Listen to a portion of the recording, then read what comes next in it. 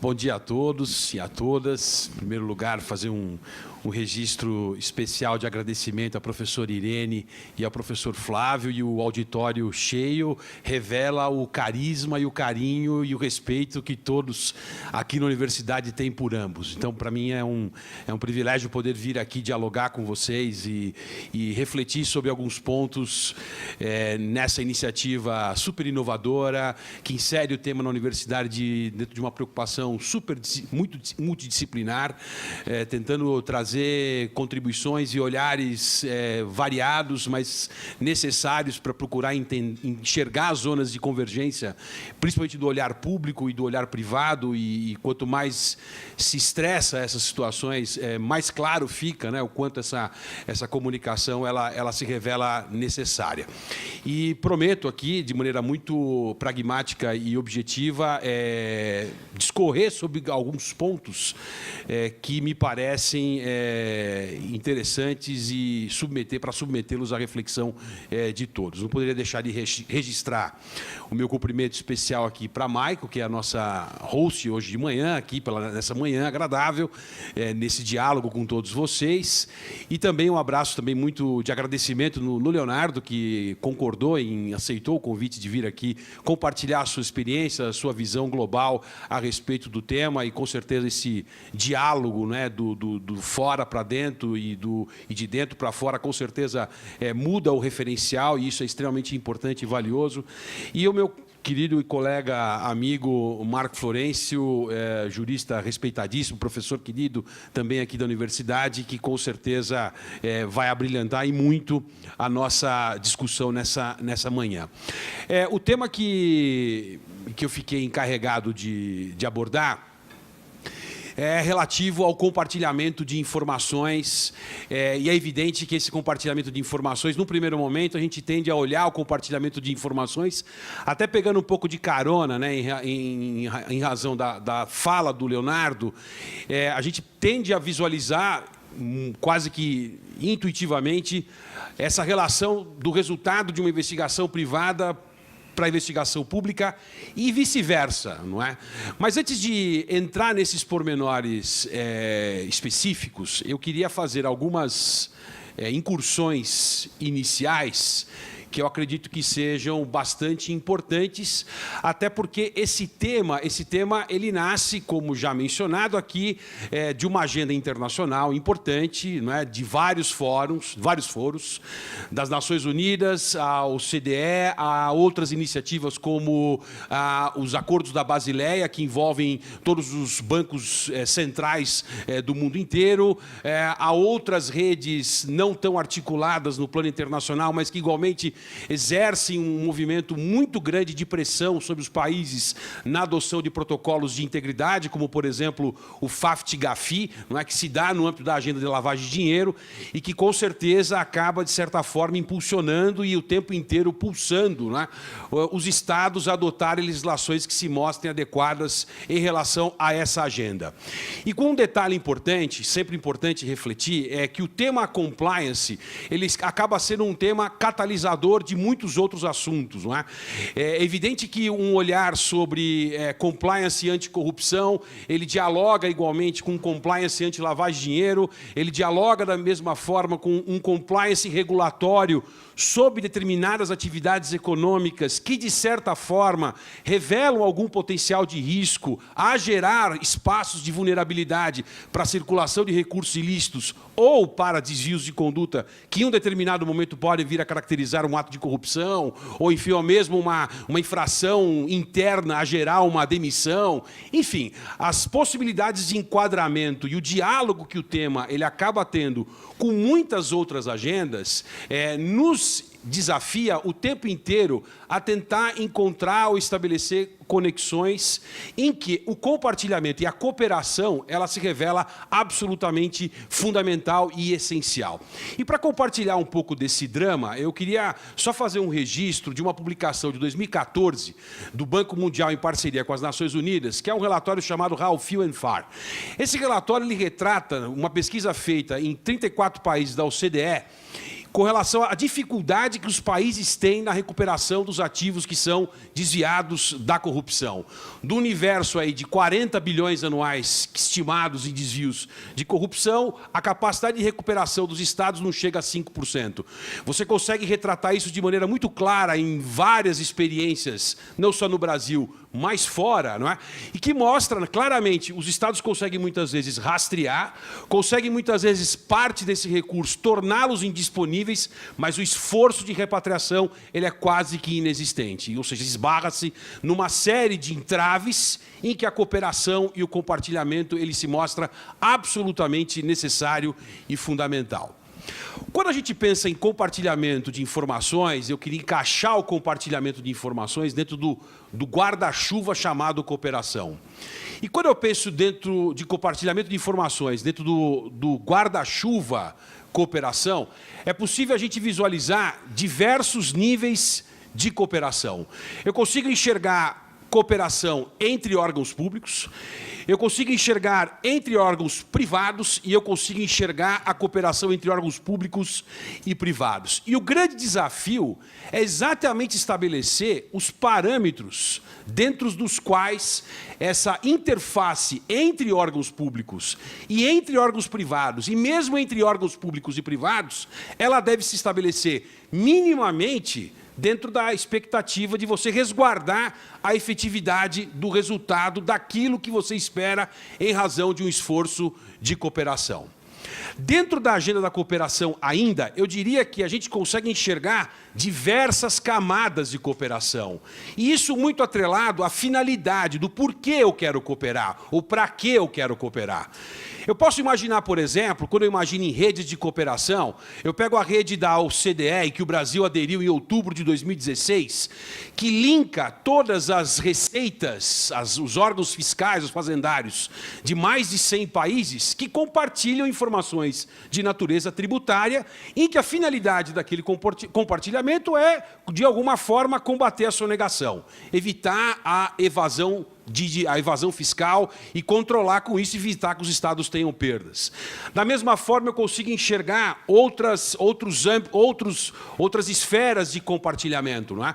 Se eu imaginar, por exemplo, no caso do COAF, que é o Conselho de Controle de Atividades Financeiras, que é o órgão brasileiro gestor do Sistema Brasileiro Anti-Lavagem de Dinheiro, que coopera com mais de outras 100 unidades de inteligência financeira do mundo inteiro, procurando o tempo inteiro identificar tipologias e padrões que possibilitem melhorar a capacidade dos estados em reforçar e qualificar o monitoramento e o rastreamento de recursos de origem suspeita. Todos esses esforços, eles se projetam, portanto, em diferentes camadas, segundo diferentes expectativas. Eu consigo enxergar o nível de inteligência, como me referi agora, inteligência fiscal, entre órgãos da Fazenda, inteligência financeira, na hipótese dos órgãos que atuam na política internacional anti-lavagem de dinheiro, em que o COAF brasileiro se insere igualmente. Eu consigo enxergar a finalidade do compartilhamento para instruir uma investigação no âmbito do órgão regulador, se eu pensar numa investigação no âmbito da CVM, se eu pensar numa investigação no âmbito da Receita Federal, de uma Receita Estadual, e eu consigo enxergar ainda a finalidade do compartilhamento para instruir investigações formais do âmbito dos órgãos que têm a competência dentro do sistema de justiça criminal, seja o Ministério Público, sejam as polícias. E posso enxergar ainda a cooperação numa dimensão mais ritualizada ainda, que se dá no contexto de um processo judicial. Então, é possível identificar diversos níveis a partir das diferentes expectativas em que essa informação, de alguma forma, ela está circulando. Não é? E, ao circular, a preocupação, e acredito que o Leonardo procurou deixar bastante enfático essa preocupação de protocolos, de procedimentos, tentar identificar sobre que termos ou sobre que expectativas ou perspectivas essa circulação ou esse esforço de compartilhamento ele pode dar. Dado importante, não é? O Brasil de 2013 a 2017, no âmbito das investigações contra a corrupção, o Brasil cooperou com mais de 50 países diferentes. E nessa cooperação com mais de 50 países diferentes, e aqui eu estou me referindo a mais de 300 pedidos de cooperação jurídica internacional em matéria penal, ou porque o Brasil foi demandado, ou porque o Brasil demandou, e num desafio enorme, que é exatamente tentar encontrar zonas de interseção entre sistemas jurídicos com tradições completamente diferentes, com regulações completamente distintas. E aí eu volto a insistir na minha fala inicial. A agenda internacional, a partir da premissa da agenda internacional, cria, ou pelo menos contribui, para criar uma linguagem padrão, a facilitar o entendimento, ou pelo menos a fomentar a busca pelo entendimento entre culturas e realidades completamente diferentes uma das outras. Quando a gente olha no capítulo da cooperação jurídica internacional o compartilhamento de informações, hoje cada vez mais se torna comum, e a Suíça é um exemplo sempre recorrentemente citado, não é? De compartilhamento espontâneo. Ou seja, as próprias autoridades suíças identificam as situações de desconformidade e compartilham com as autoridades brasileiras, sem que haja qualquer tipo de provocação formal. Então, esse movimento de fluxo de dados e de informações, hoje integra a realidade dos órgãos, integra a realidade das empresas de auditoria, que são totalmente internacionalizadas, integra a realidade de inúmeras empresas que cada vez mais são internacionalizadas, e esse choque, e esse confronto, e essa dúvida quase que insuperável e recorrente de tentar estabelecer uma zona absolutamente segura para que esse processo de compartilhamento ele se desenvolva da melhor forma possível. Eu queria avançar um pouquinho, não é? E tentar estabelecer, ainda dentro da agenda da cooperação, uma outra reflexão, que é tentar identificar em que medida nasce para o agente privado o dever de informar o órgão público. Ou seja, enquanto a gente visualiza situações em que a auditoria, imaginando que o momento da investigação privada nasce por interesse da própria organização, da própria companhia. Ou seja, eu não tenho uma investigação formal, pública, oficial em curso, eu não fui provocado por nenhum ator externo que representou, enfim, nasce dentro da preocupação de proteger o próprio negócio. Não é? Ou seja, quando eu tenho uma situação como essa, o olhar da empresa, a preocupação da empresa é proteger o negócio. No mais das vezes, eventualmente, a depender das circunstâncias, demitir alguém, enfim. Mas o fato é, na investigação privada, tomada a decisão internamente pela própria companhia, né, a finalidade dela é auxiliar a empresa a fazer as correções necessárias, eventualmente demitir, enfim. O cenário começa a mudar de contexto quando eu tenho, por exemplo, uma atividade que é regulada. Quando eu tenho uma atividade regulada e eu tenho um agente regulador, um órgão oficial externo, como um Banco Central, uma comissão de valores imobiliários, enfim, coisas do gênero, né? Que, de alguma forma, exerce um papel importante dentro da companhia, esse dever de informar, ele passa a ter uma dimensão completamente diferente, porque o dever de informar interno, não é? Ele transcende o interesse, no primeiro momento, eminentemente privado da companhia, em função da transcendência que o assunto tem, na perspectiva do consumidor, na perspectiva dos outros concorrentes, enfim, eu consigo enxergar aí uma transindividualidade muito clara, né, em relação à natureza daquele interesse que, num primeiro momento, se resumiria única e exclusivamente ao interesse da própria companhia. Não é? Então, essas situações elas vão trazendo alguns coloridos diferentes. Outro colorido importante que eu acho que também vale uma reflexão e talvez, de certa forma, repercuta nessa noção do dever de informar por parte da companhia.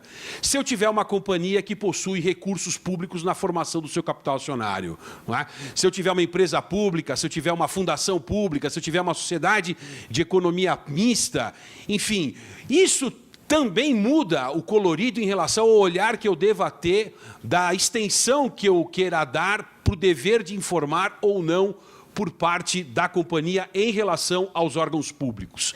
São detalhes, são características que vão, de certa forma, individualizando essa situação e, de alguma maneira, vão gerando aí um interesse a dar um contorno ou contornos, né, procedimentais distintos a depender do tipo de empresa que eu estou auditando, do tipo de situação que eu estou verificando, a presença, eventualmente, de capital, de dinheiro público, de recurso público dentro da companhia, para fazer o quanto que essa relação ela é mais ou menos estimulada. Uma outra provocação, uma outra reflexão que eu queria fazer aqui.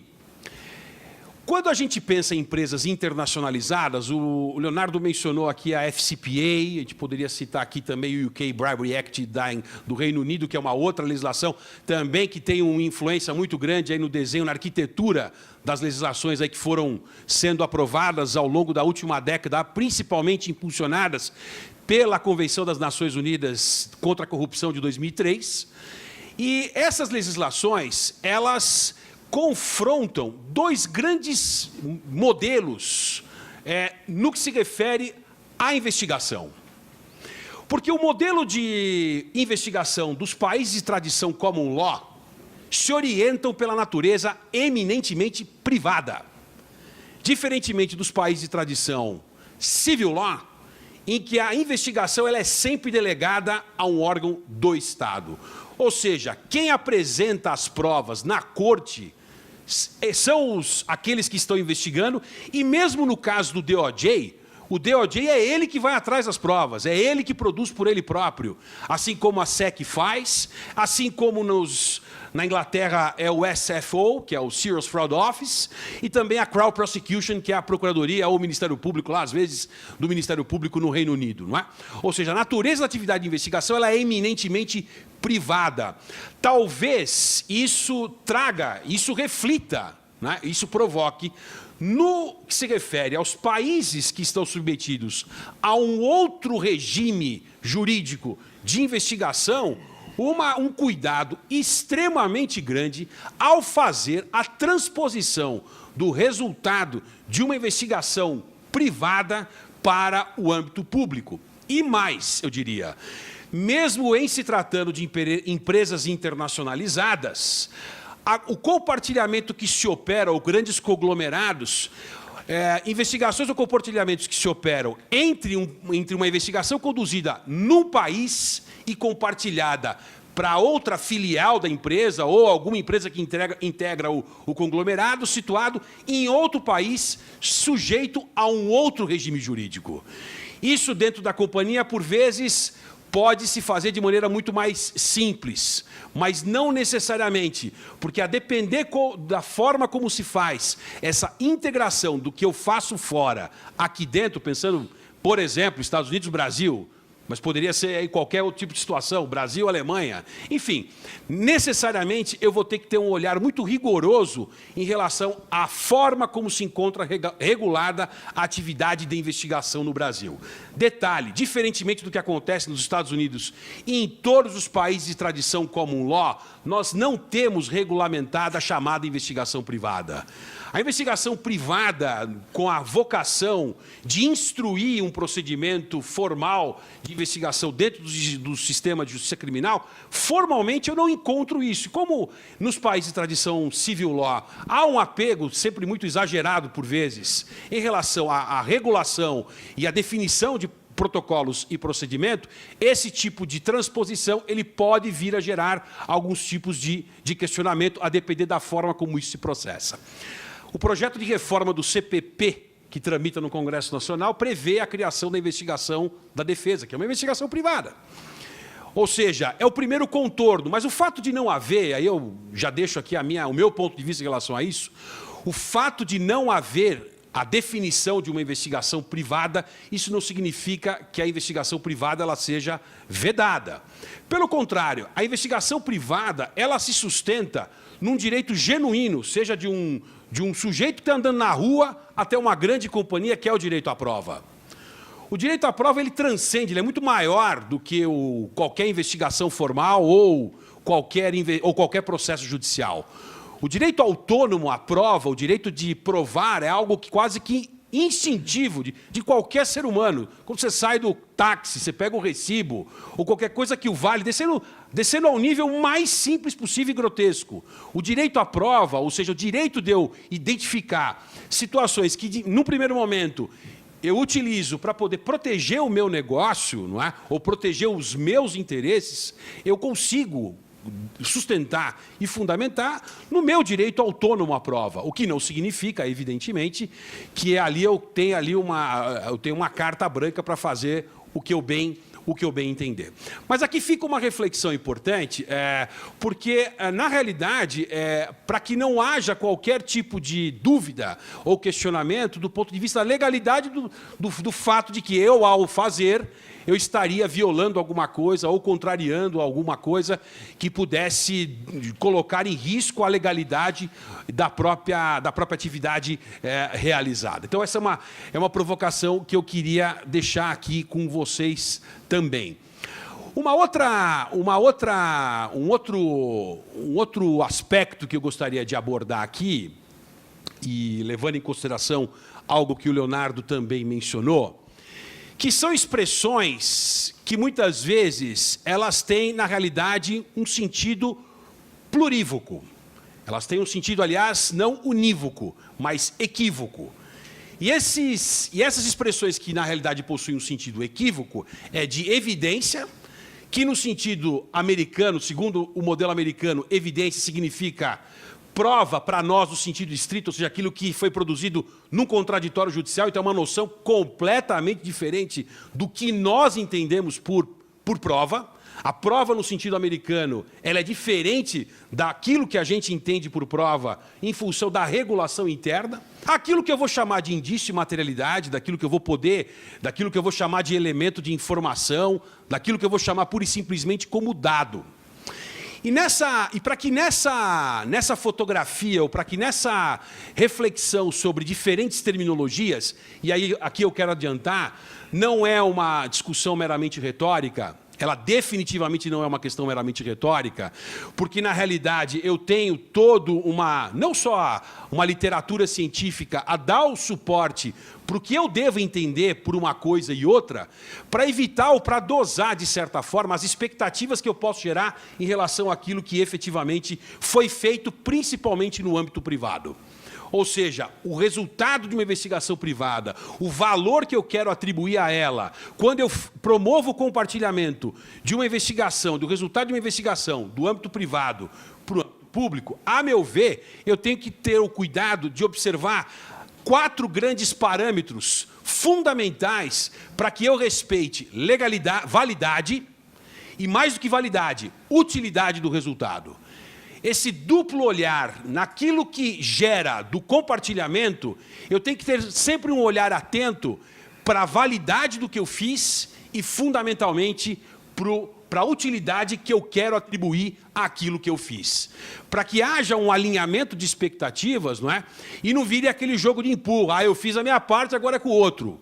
E coisas do gênero, não é? Ou o caminho de volta, né? Eles não souberam fazer lá, agora vem jogar para mim. Então, esse tipo de alinhamento terminológico, não é? Ele é fundamental para que essas expectativas elas sejam adequadamente dosadas. E quando eu me refiro aos 4 grandes elementos que repercutem sobre validade do que eu faço e legalidade, portanto, do que eu faço e a utilidade do que eu faço, esses 4 elementos seriam, em primeiro lugar, a integridade e a confiabilidade. E quando eu falo em integridade e confiabilidade, o que me dá integridade e confiabilidade, fundamentalmente, é procedimento, protocolo. Ou seja, quando a gente fala em cadeia de custódia, na realidade, não é outra coisa senão a fórmula encontrada para preservar a integridade e a confiabilidade do dado. Menos pelo seu conteúdo e muito mais pela forma como eu produzi. Essa questão da ritualidade, principalmente quando eu estou trabalhando com o compartilhamento de algo que eu produzo no âmbito privado para o âmbito público, é fundamental. Eu diria que seria o grande divisor de águas, o olhar sobre o protocolo. Às vezes as defesas ou os questionamentos, né, eles se dão muito menos em razão do conteúdo e muito mais em razão da forma como isso foi produzido. Quem coletou tinha a competência para coletar? Tinha procedimento interno, foi observado o procedimento interno. Na hora de fazer a extração do dado, era de uma máquina de um servidor. Eu podia ter acesso ao e-mail dele interno ou não podia ter acesso à conta particular dele. Eu quero olhar o contrato de trabalho dele aqui para saber qual é a dimensão e a extensão que eu vou dar para intimidade e vida privada. Ou seja, é um conjunto de características, né, ou de olhares que interferem profundamente na própria validade do que eu quero produzir. Não é? Então, aquilo que no primeiro momento eu tolero muitas vezes porque me basta de saber, olha, eu peguei o e-mail do fulano de tal, identifiquei ali uma fraude, maravilha, corta o problema, demite ele, está resolvido. O problema ocorre quando eu tenho uma situação em que eu quero transpor dali para frente, não é? Eu não formalizo nada, ou se eu formalizo, eu quero traduzir isso, quero dar início a uma investigação ou instruir uma investigação oficial em curso, não é? Seja perante o órgão regulador ou perante a polícia, o Ministério Público, etc. Nesse movimento de transposição, essa preocupação com relação à forma, quem fez, como fez, quando fez, etc., vão repercutir, sim, profundamente na validade e na legalidade do ato. Os dois outros elementos que vão repercutir na utilidade do que eu quero produzir, ok? Se traduzem na pertinência e relevância. E pertinência e relevância são processos cognitivos, é um juízo de valor, e é muito menos pelo rótulo que eu queira emprestar para dizer isso aqui é contundente. Eu diria que dizer que isso aqui é contundente, ou isso aqui é um grande indício, ou isso aqui é uma prova da materialidade, esse é um grande jogo retórico. Porque, na realidade, o valor está menos pelo rótulo que eu quero dar e muito mais pelo conteúdo que ele revela, para saber o quanto que, nesse esforço de aproximação, porque provar é um esforço de aproximação, é quase que o trabalho do historiador, né? Você tenta chegar o mais próximo possível. Você nunca consegue reconstruir a história perfeitamente, né? Você tenta chegar o mais perto possível. Mas, nesse chegar o mais perto possível, o teu olhar ele sempre vai estar direcionado a tentar identificar o tempo inteiro pertinência e relevância. E pertinência e relevância, eles se traduzem numa preocupação com coerência, com clareza, com concatenação, com logicidade, para estabelecer o quanto que a narrativa em cima daquele elemento, ela é acreditável, ela é suficientemente acreditável. Não é? Então, esse cuidado nesse movimento de compartilhamento, e eu volto a insistir, essa aproximação do público e do privado, me valendo das convenções internacionais a que eu me referi logo no início. O Leonardo mencionou aqui da década de 70, mas tem as outras dos anos 90, depois as dos anos 2000, enfim, é uma sucessão de documentos que vem o tempo inteiro aí tentando construir uma grande governança global sobre o assunto, não é? Mas que, de certa forma, procuram deixar muito clara a importância dessa parceria público-privado em relação a isso. Esse compartilhamento entre o público e o privado, ele é fundamental, nenhum existe sem o outro. Não? A grande questão, na provocação dessa fala aqui, não é tentar encontrar sobre que parâmetros esse compartilhamento ele deve operar. E aí eu volto a insistir, levando aqui, já chegando à minha conclusão, no sentido de que tudo vai girar em torno, fundamentalmente, dessas duas grandes questões. É válido o que eu fiz? É relevante o que eu fiz? E para eu saber se é válido e útil aquilo que eu fiz, eu o tempo inteiro vou estar olhando para procedimento, para quem fez, como fez, enfim, uma série de situações que o Leonardo aqui deixou bastante discriminado, não é, como sendo fatores fundamentais dentro de diligence, ou com uma atividade que use as técnicas de forensics, né, na preservação exatamente daquilo que está se produzindo. Mas sempre com o cuidado de procurar estabelecer que integridade e confiabilidade são fundamentais para preservar a validade do ato. E, fundamentalmente, não é? E, fundamentalmente, a relevância e a pertinência para resguardar a utilidade. E a utilidade, ela vai estar totalmente atrelada às expectativas que você tem em relação àquilo que foi produzido. Se a minha expectativa for pura e simplesmente usar aquele resultado para iniciar uma investigação formal, é uma coisa. Se a minha intenção é utilizar aquilo que foi produzido para dar a ele valor probatório, isso me impõe submeter ao contraditório judicial. Isso me impõe gerar contraprova, isso me impõe abrir oportunidade, se eu pensar numa prova pericial, do advogado da defesa nomear um assistente técnico, e assim sucessivamente. Enfim, uma ritualidade que eu não tenho como, que é diferente da flexibilidade, da abertura, não é? Que a área privada, ou mesmo os compartilhamentos que não visem formalizar nada contra alguém, não é? Possuem exatamente em função das expectativas que ocorrem. Eu queria encerrar contando um caso só, que eu acho que é relevante, para dar um pouco desse contorno do que a gente está discutindo aqui nessa manhã. O ministro Teori, ainda vivo, ele ainda está no STJ, né, tem um caso que é a reclamação 2645, o Marco lembra disso, que envolvia aquele grande investidor, ex-grande investidor do Corinthians, que era o Boris Berezovsky, né, que era aquele investidor russo da MSI. Muito bem. Ele estava sendo investigado na Rússia, pela Procuradoria-Geral russa, e a Procuradoria-Geral fez uma solicitação de compartilhamento de um HD que havia sido apreendido numa operação da Polícia Federal aqui em São Paulo. E nesse HD tinham lá uma série de informações, foram periciados, tinha uma prova produzida lá, etc.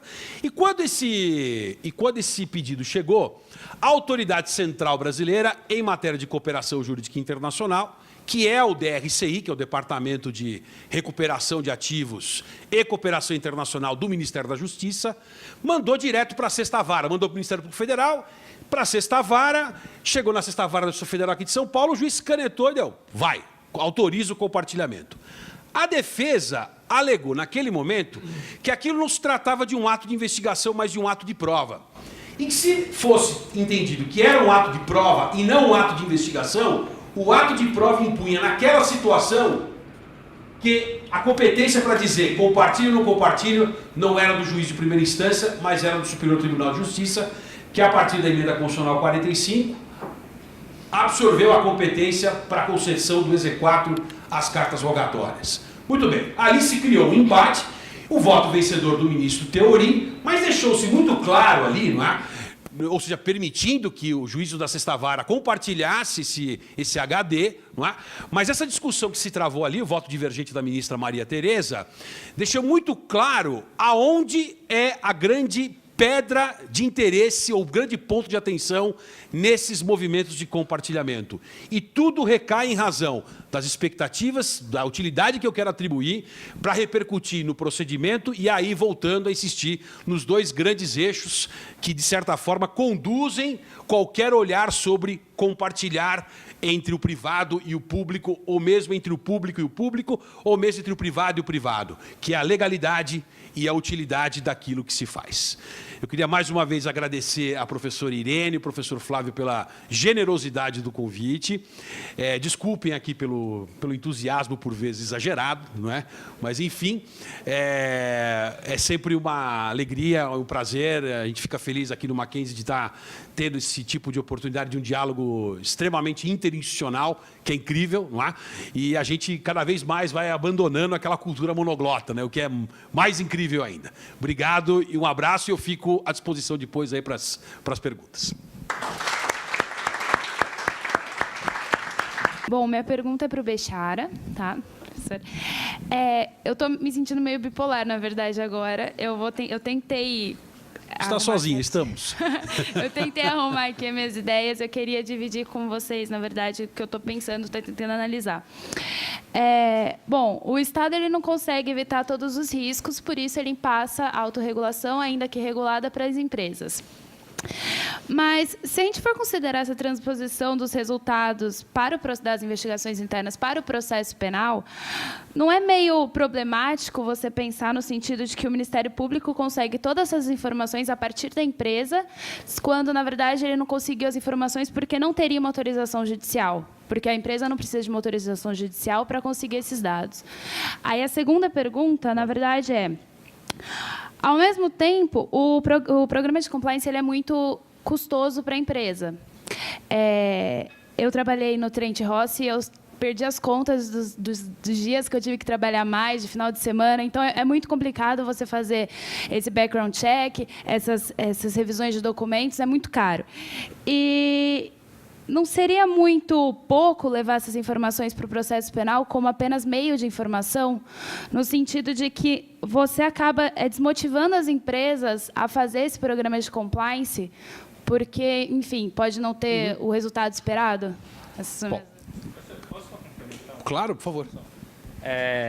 Na mesma linha de raciocínio da colega, quais são os limites democráticos desse compartilhamento entre o público e o privado? Bom, vamos por partes aqui. Primeiro, como é que você chama? Ana, só a primeira ponderação. Longe de mim defender qualquer tipo de compulsoriedade de compartilhamento entre o privado e o público. Porque, sinceramente, fazendo uma reflexão, por mim, eu não acredito que esses problemas eles avançam, essas agendas avançam se eu estimular ou fomentar a responsabilização, sendo muito honesto, e principalmente levando isso para o campo do judiciário. Não acho, assim, eu diria que é o último estágio do estágio, mas nunca, de modo algum, pensando nesse compartilhamento como algo compulsório, que fosse quase que, ou que se estabelecesse como uma regra que a partir de agora tudo vai ser assim. Não é isso. Longe de mim, se eu passei essa mensagem, eu não tinha essa pretensão de fazer isso. Tá? Não acredito. O judiciário, o sistema jurídico convive com uma massa de dificuldade em função da multiplicidade de entendimentos, interpretações e etc., e leituras possíveis, que elas acabam sendo absolutamente, elas têm um potencial de risco muito grande para, acredito eu, que é comprometer aquilo que é a alma do compliance na literatura, que é reputação. Né? Toda a literatura sobre compliance, ela nasce ligada à ideia de reputação e competição. Não é? Competição justa e reputação em termos de imagem. É evidente que o eixo da responsabilização, ele é um eixo, mas ele não pode ser visto como o único eixo. Não é? E me incomoda, sendo muito honesto, por vezes, esse excesso de proatividade também por parte dos órgãos do sistema de justiça criminal, não é? Que precisam também precisam caminhar para um modelo mais acomodado. Porque senão eu gero uma expectativa. Essa, aliás, sempre foi a minha grande crítica quando teve todo aquele movimento das 10 medidas contra a corrupção. Vendeu-se uma coisa de que não entrega. Ou seja, o problema não passa pelo sistema de justiça. Ele passa também, mas ele não é. O sistema de justiça está longe de ser, não é, a bacia das almas aí para resolver os problemas de corrupção, por exemplo. Então, eu acho que essa coerência com a própria literatura do compliance te impõe você nunca perder de vista, não é, esse necessário diálogo e essa reflexão, acho que ela é diária, não é, entre compliance, reputação e competição. Então, esse tripé ele tem que estar o tempo inteiro caminhando, não é? Porque qualquer tipo de movimento, e isso acho fundamental, não pode se traduzir como uma forma de se burlar, não é? Um marco normativo que se presta a um fim, a despeito de eu dizer que ali eu tenho um grande ilícito, etc, etc, etc, etc. Então, assim, eu acho que as coisas têm que ser colocadas no seu devido lugar, não é? A função principal do compliance é outra, não é? Ela tem um componente, tem um elemento cultural e comportamental. Se você for olhar as literaturas, né, as teorias sobre compliance, você consegue enxergar dois grandes movimentos, né? Um de natureza objetivista, que olha única e exclusivamente a aderência a regras, e o outro que se qualifica, eu estou traduzindo aqui, interpretativista. Não é? Que é exatamente o elemento cultural, comportamental, enfim. Então, isso me parece que em toda essa discussão que, de certa forma, quem está pegando carona na história agora é o direito penal. Então, ao pegar carona, ao embarcar nessa história o direito penal, eu não posso jamais abandonar a coerência que esses conceitos eles têm historicamente, sob pena de eu estar literalmente vendendo uma coisa que ninguém vai entregar. E vira um discurso punitivista pelo punitivismo, etc, etc. Então, assim, respondendo a sua primeira pergunta, né? Eu diria que jamais imagino, não consigo enxergar isso como algo compulsório, como uma coisa premissa. Pelo contrário, E mais, em hipótese alguma, aceitar que o compartilhamento da esfera privada, não é, ele seja imposto como um mecanismo para que eu fuja das eventuais ordens judiciais necessárias para que aquele acesso ele possa ter uma finalidade. E eu faço um paralelo aqui muito simples, que é o que acontece, por exemplo, em relação ao dado bancário. Ok? Em relação ao dado bancário, enquanto a lógica criada pela Lei Complementar 105 é uma lógica que se projeta no plano da regulação, não é? E aí atores diferentes, de alguma maneira, compartilhando o conhecimento sobre aquilo, dentro do marco regulatório.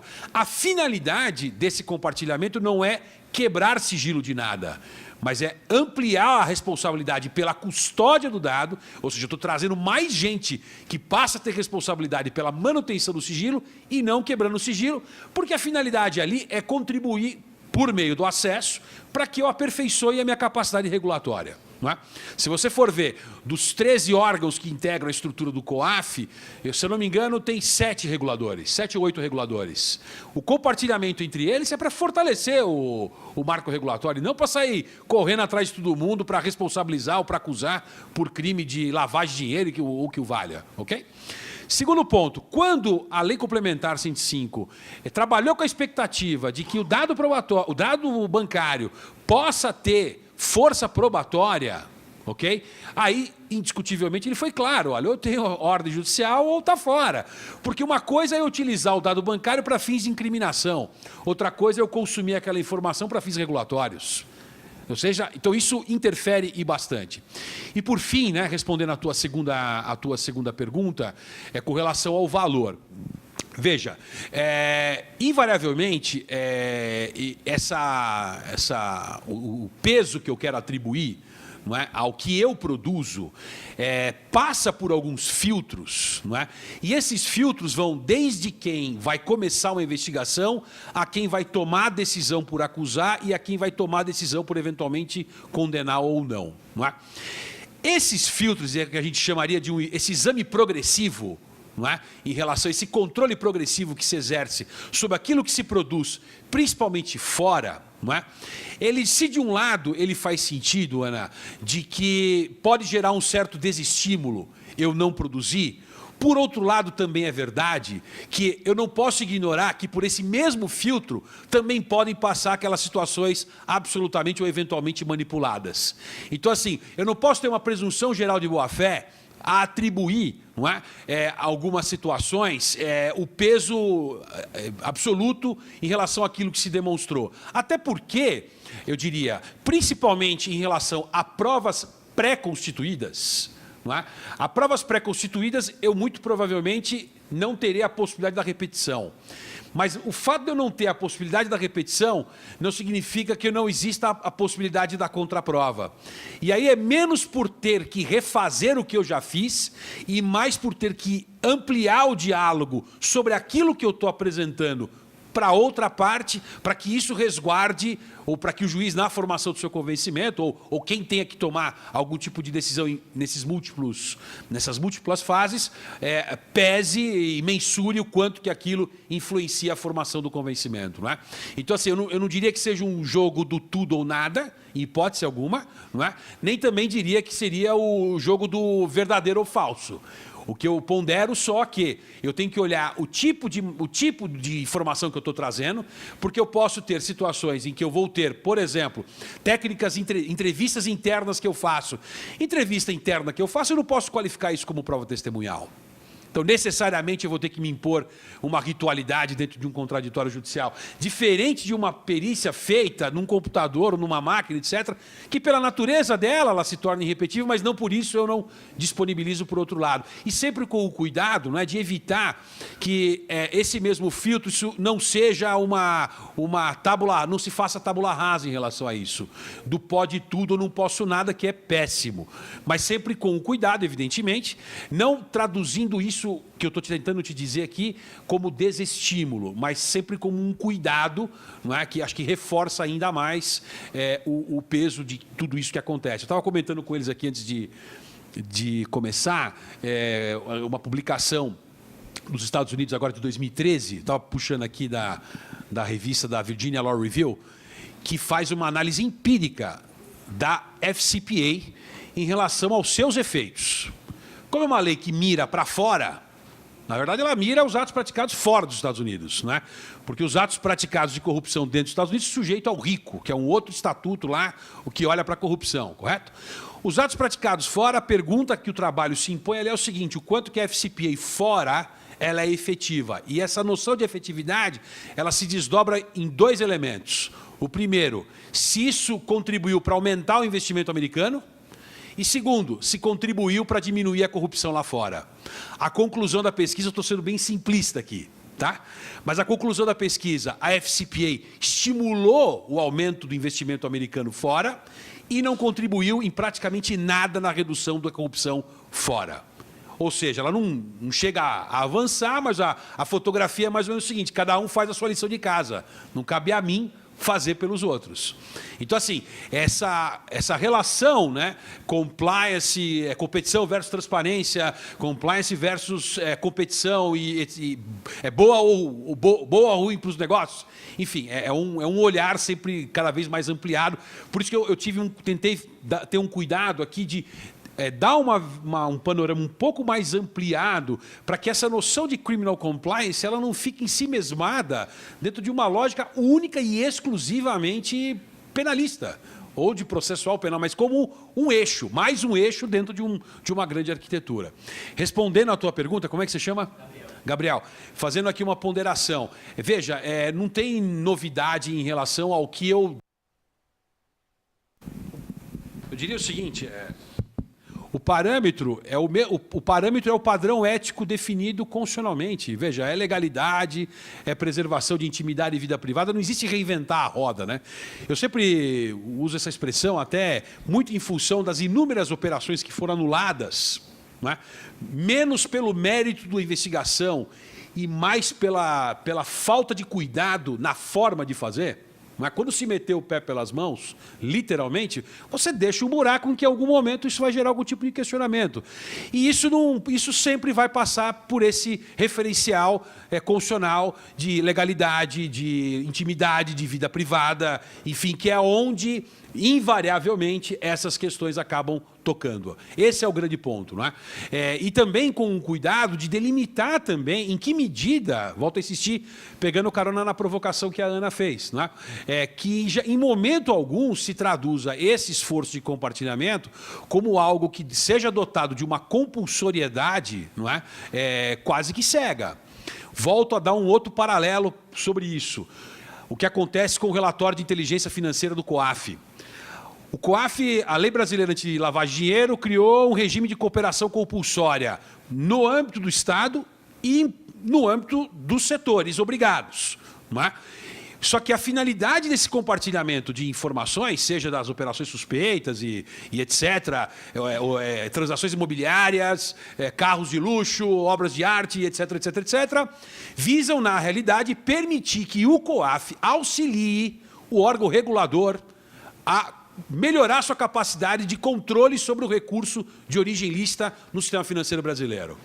Se a vocação do COAF fosse investigar, ele não estaria pendurado no Ministério da Fazenda. Ele estaria pendurado no Ministério da Justiça ou da Segurança Pública agora. Concorda? Então, a vocação do COAF não é o produto, o indício da lavagem é uma coisa. A operação suspeita, ela pode ser diversas coisas. Ela pode não ser nada, inclusive, se ela for perfeitamente justificável em razão de uma movimentação atípica que se apurou ali segundo aquele padrão. Então, assim, esse cuidado, esse contorno, por exemplo, no momento em que eu migro o que eu estou produzindo no âmbito do COAF para o ambiente de uma investigação criminal, eu tenho que ter um cuidado enorme. Porque, caso contrário, eu estou literalmente burlando a Lei Complementar 105, que definiu exigência de ordem judicial para acesso a dado bancário. Você entendeu? Então, assim, eu sei que não é uma fotografia tão simples assim, não é um mosaico tão claro por vezes, não é?